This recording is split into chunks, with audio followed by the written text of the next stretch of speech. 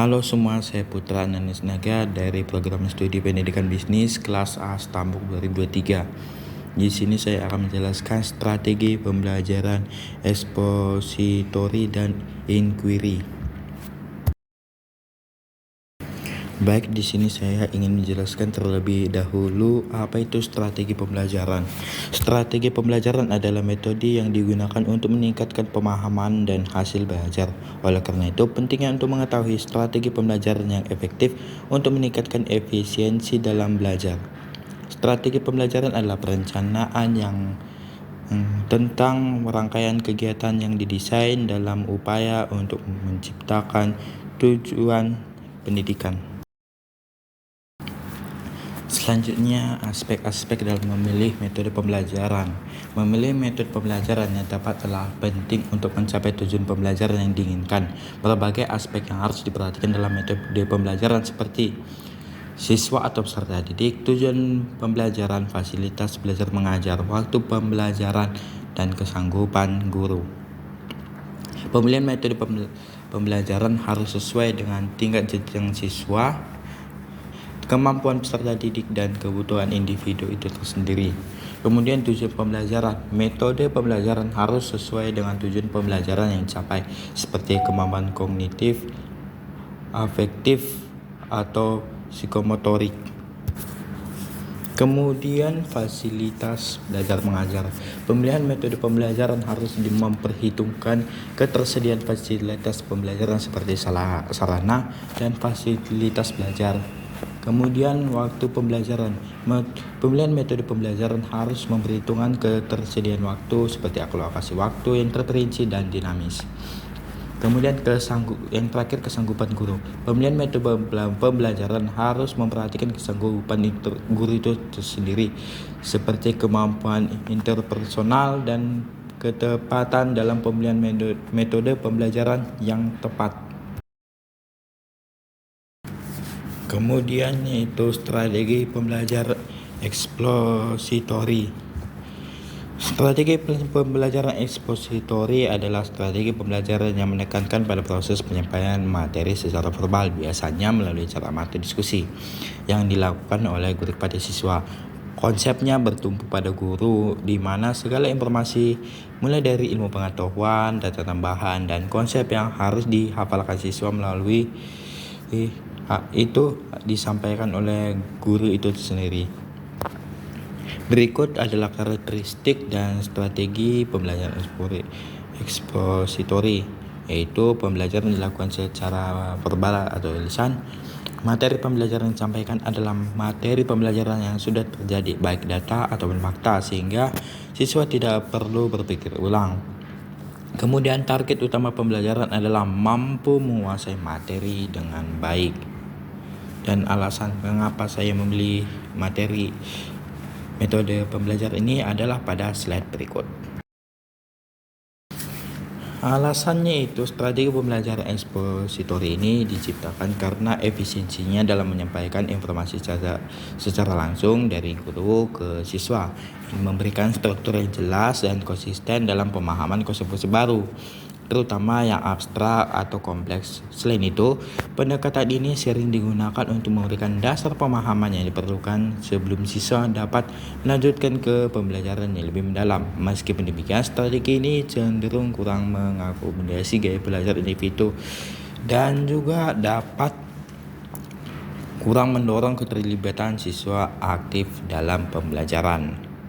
Kekurangan dan kelebihannya sebagai berikut. Baik, di sini saya akan memaparkan kelebihan dan kekurangannya, yaitu kelebihan dulu. Kelebihannya ialah memungkinkan guru untuk mengontrol urutan dan keluasan materi pelajaran, sehingga dapat mengetahui sampai mana siswa itu mengetahui atau menguasai materi tersebut. Kemudian efektif dalam metode pembelajaran di sekolah.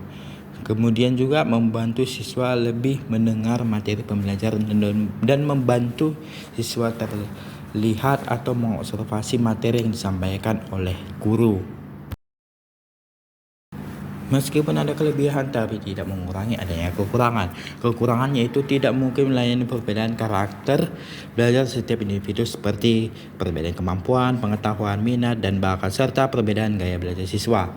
Strategi ini lebih baik diberikan melalui ceramah, maka akan sulit untuk mengembangkan kemampuan siswa dalam hal kemampuan sosialisasi, hubungan interpersonal, serta kemampuan berpikir kritis. Strategi pembelajaran inquiry sebagai berikut.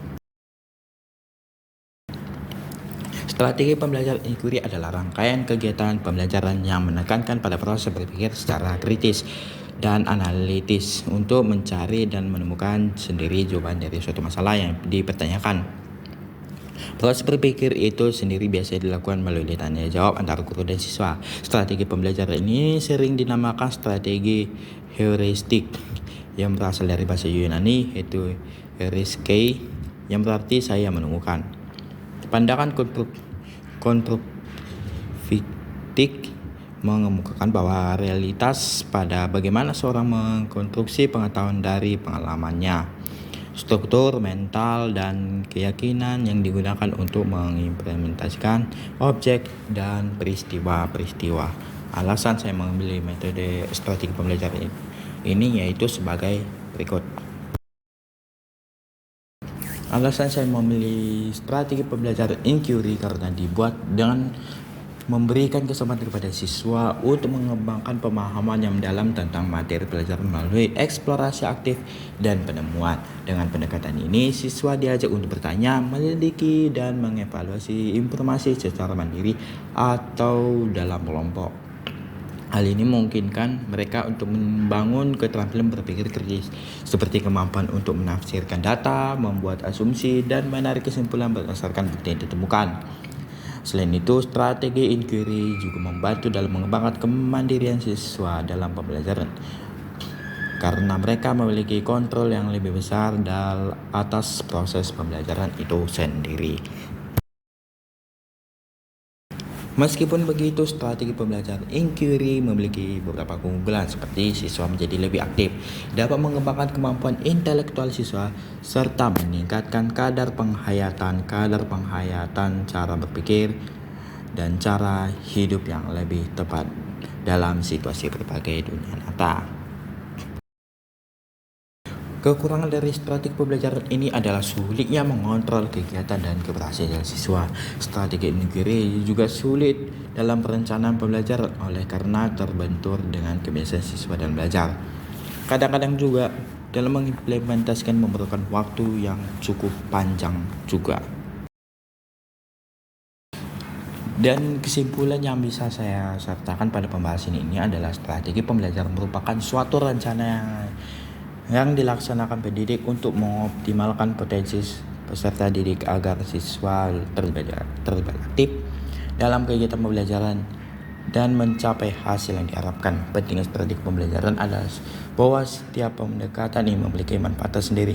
Strategi inquiry mendorong keterlibatan aktif dan keterampilan berpikir kritis siswa, serta strategi expository efisien dalam mentransfer informasi langsung. Namun pentingnya untuk memilih strategi yang sesuai dengan tujuan pembelajaran dan kebutuhan siswa. Keduanya dapat digunakan secara efektif dalam konteks pembelajaran yang berbeda.